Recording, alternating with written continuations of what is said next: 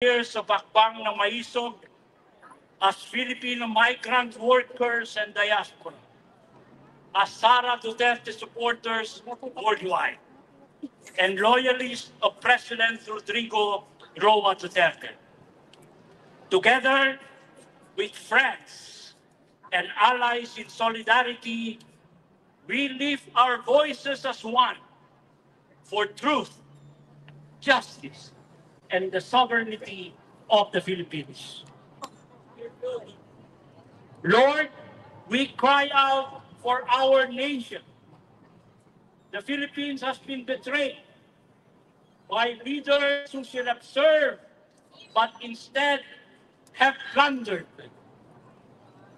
Bureaucratic corruption, murky, deal, and consuming has choked the lifeblood of our people. But we believe, God, that the tide is turning. The winds of change are rising. The drums of freedom are beating. And no power can silence the truth. We pray for transparency and accountability. Let the corrupt tremble as light unmasks their darkness. Let justice march swiftly like a river that cannot be dammed. Remind every official, authority is not a throne of greed, but a stewardship of service. We pray for peace and security. Protect the poor, O Lord, the voiceless, and the vulnerable.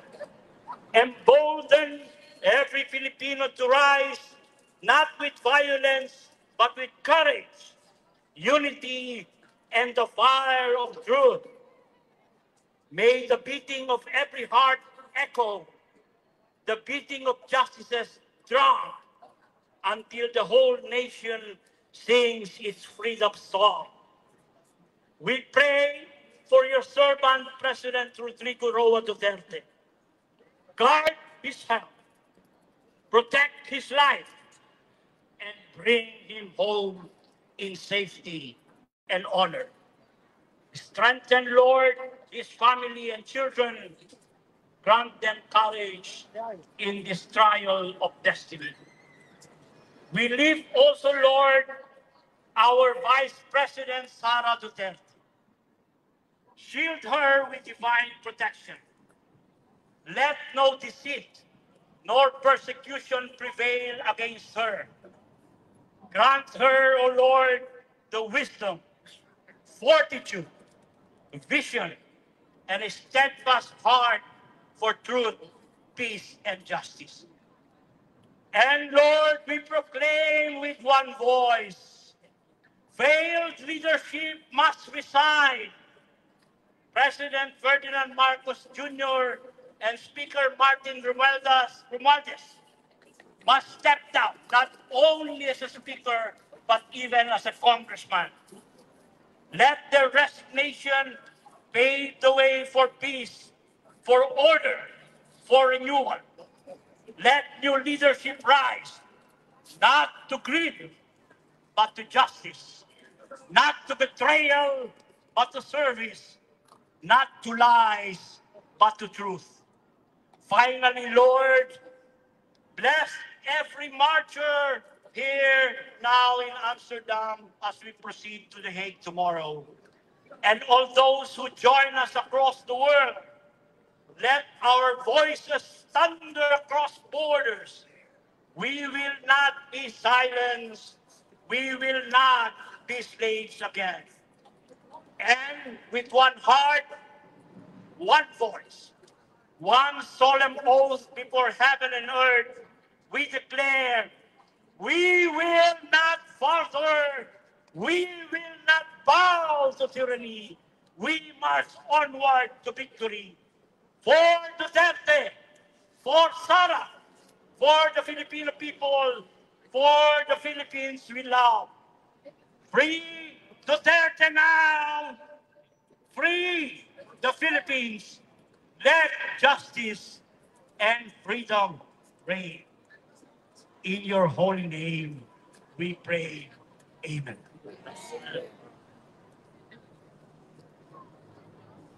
Babalik po natin ang microphone ngayon kay Atty. Harry Roque. Kung kanina po, English ang panalangin, ngayon po ay Pilipino. Pero para sa ating mga kapatid na hindi nagpipilipino, susubukan ko pong i-translate. Ito po ang panalangin para sa katarungan at bagong liwanag ng bayan. Amang makapangyarihan, ikaw ang Diyos ng kasaysayan, ikaw ang tunay na hukom ng lahat, at ikaw ang nagbibigay ng liwanag sa gitna ng kadiliman. Kami ay lumalapit sa iyo ngayon, dala ang aming mga panalangin para sa aming bayan, para sa aming mga pinuno, para sa kinabukasan ng sambayanang Pilipino. We pray for our country, our leaders, and the future of our youth. Una sa lahat, amang mapagmahal, itinataas po namin ang aming mahal na si Rodrigo Roa Duterte. Nakikita mo ang kanyang kalagayan, ang bigat ng kanyang katawan, ang hina ng kanyang kalusugan, at ang pasani ng kanyang kalooban. Panginoon, pagkalooban mo siya ng kapayapaan, lakas, at katiwasayan. Huwag mong hayaan na siya ay lalo pang magdusa sa halip. Iparamdam mo sa kanya ang iyong yakap ng pag-ibig at ang katiyakang hindi siya kailanman nag-iisa. We pray for President Duterte. We pray that you give him hope and you give him sustenance to move forward. O Diyos ng katarungan, idinudulog namin ang ginawa sa kanya, ang sapilitang panginitap sa kanya patungo sa hing.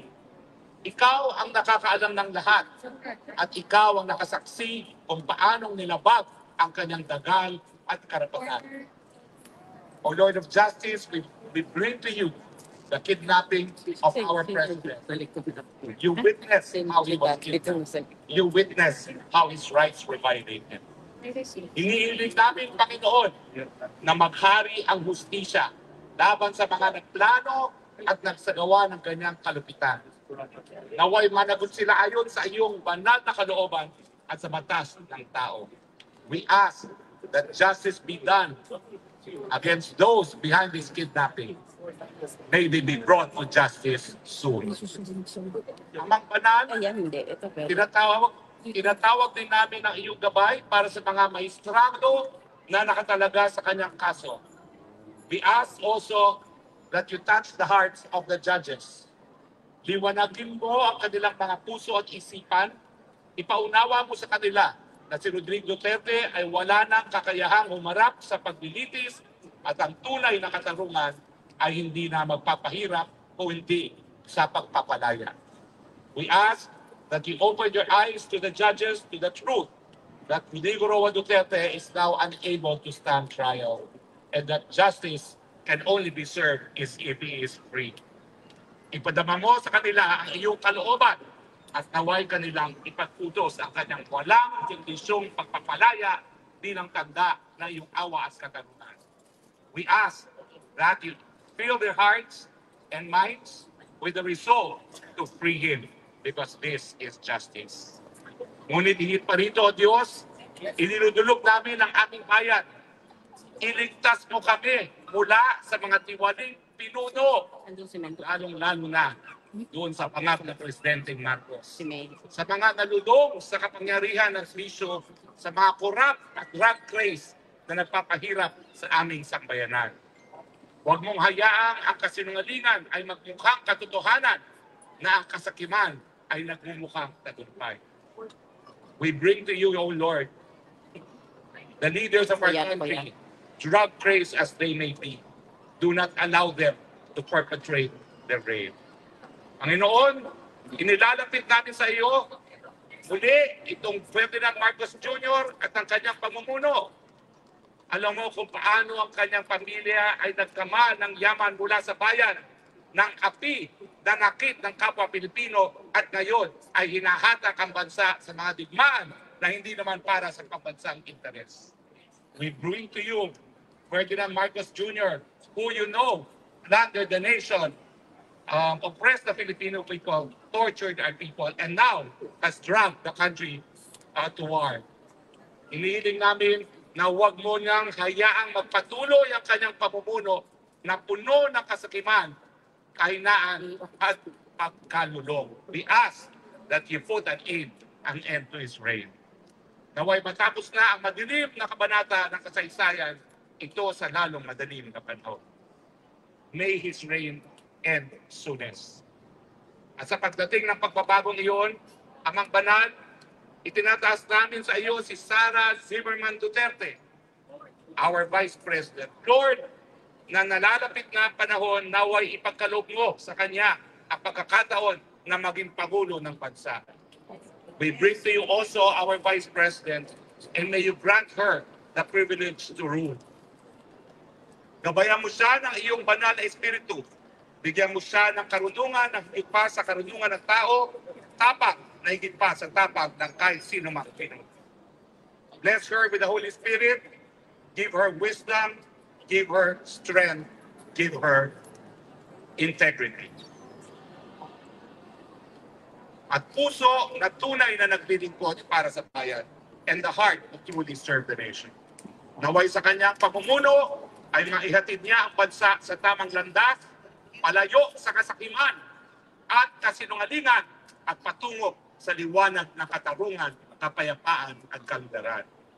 May she lead the country towards the right path, away from treachery and lies, and towards justice, peace, and progress. Amang mapagmahal, nananampalataya kami na ang dilim ay hindi magtatagal magkakailanman. Lord, we believe that the darkness shall not prevail forever. Kami ay nananalig na ikaw ang magtaguyod ng bagong umaga para sa Pilipinas at sa iyong kalooban ang aming bayan ay muling makabangon. With your blessing, we trust that you will promote a new beginning for the Philippines, and with your wish, our country shall rise again. Lahat ng ito ay aming hinihiling sa pangalan ni Jesucristo, sa aming Panginoon at Tagapagligtas. We ask all this in the name of Jesus Christ. Amen. Let me end by reading from Matthew 7, verses 7 to 8. Humingi kayo at kayo'y bibigyan, maghanap kayo at kayo'y makakatagpo. Kumatok kayo at kayo'y bubuksan, sapagkat ang bawat humihingi ay tumanggap at ang naghahanap ay nakakatagpo at ang kumakatok ay binubuksan. Marcos will be gone soon. In God's name, amen. Marcos resign! Marcos resign! Marcos resign! Marcos resign! Marcos resign! Marcos resign! Marcos resign! Marcos resign! Salamat po at ang susunod po, alam niyo po ito ay isang mapayapang pagtitipon ng mga panalangin at napakalaki po ng ating pasasalamat sa sambayanang Pilipino at sa lahat po ng OFWs nang galing sa iba't ibang lugar ng mundo. Kayo po ay nag-spend ng time and resources, taos puso, salamat ng Maisog International, lahat ng Maisog in solidarity with the Filipino people. Kaya po, tatawagan po natin ngayon si Sir Alejandro upang ituloy ang ating... Bring him here in The Hague, in the Netherlands. Now, the Filipino people support and love Duterte. Why? Because he is our father. He is the president of the Philippines. And now, Bongbong Marcos, he is the traitor. He is the corrupt. He should be ashamed of himself. He should resign now. The Filipino people are very unsatisfied. They plundered the government not only once, but twice. The Ferdinand Marcos Sr. and now the Ferdinand Marcos Jr. We cry because the Filipino people does not deserve this. We want the money for the people and not for the fucking corrupt government. The congressman, you should be ashamed of yourself. You are milking the government. You should die. And now, Martin Romualdez and Zaldico, where are you? You are nowhere to be found. You should face justice. Duterte is working for the people. He advocates for the peace of the people. We can walk safely on the streets of the Philippines. But now, we fear for our lives. Bongbong Marcos, if you are really for the people, we challenge you to show us your hair follicle test that you are not a drug addict. Free Duterte now! Free Duterte now! Free Duterte now! Free Duterte now! I request everybody to stand up and put your right hand on your breast, and we will sing our national anthem. Can you play the sing?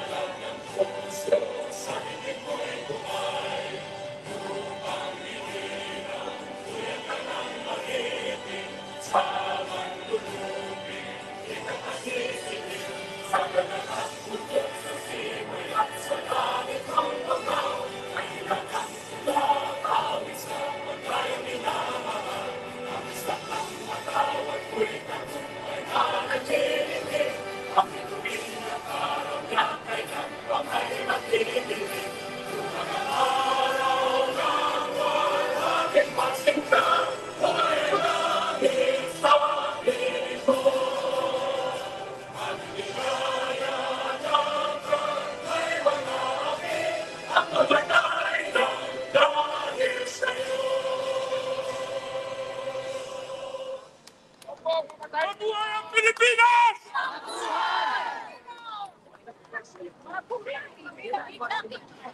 We will sing Ang Bayan Ko'y Tanging Ikaw.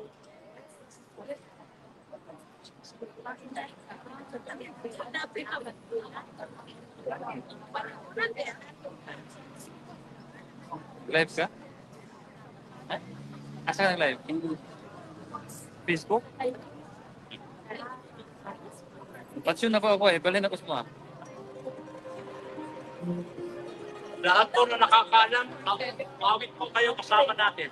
Lahat.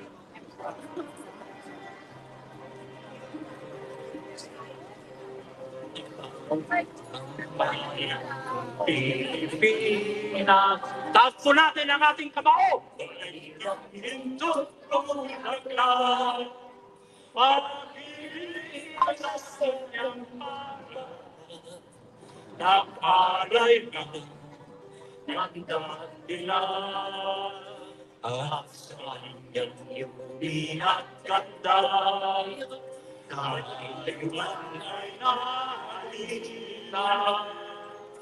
Bayan ko, lingat ka, nasalag sa dusa.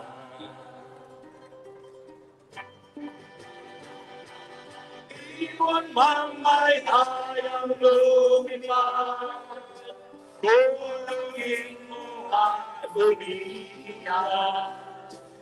Bayan pa kayang sakdal nila, ang libag na sangmakas. Pilipinas kong minumutya, bukan ng luha at talita. Aking kadita, makita kang santalaya.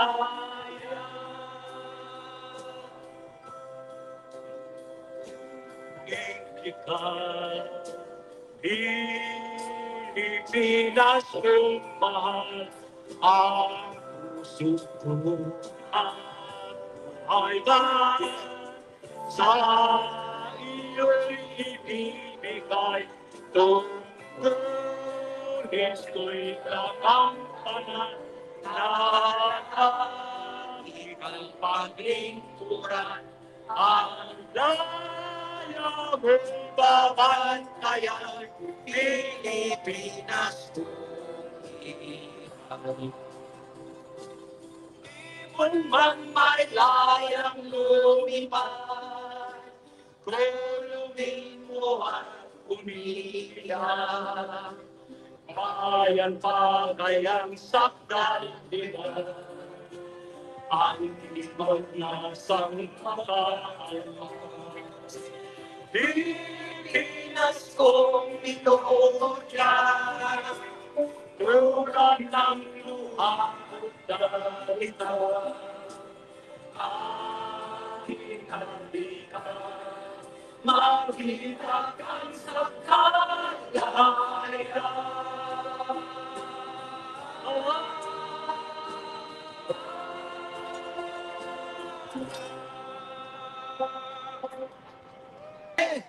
Duterte!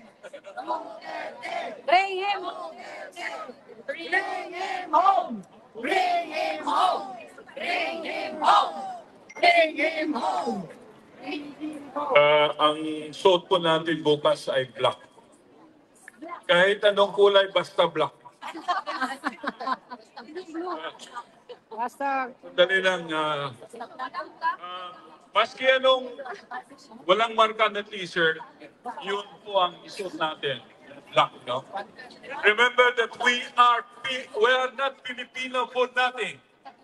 Dapat ipaglaban natin ang ating karapatang Pilipino. Dapat ipaglaban natin ang ating sovereignty bilang independent and sovereign state. So, Tama! Tama ate! Ate ka!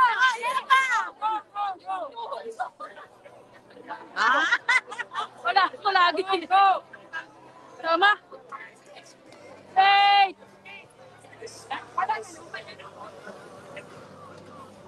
Pilipinas!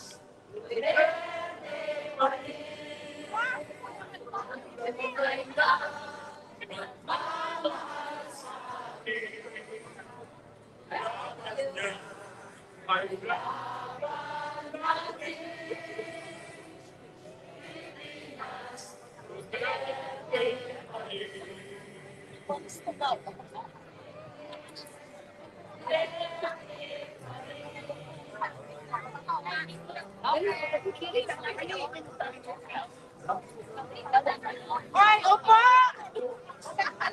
Bakit? Wala na.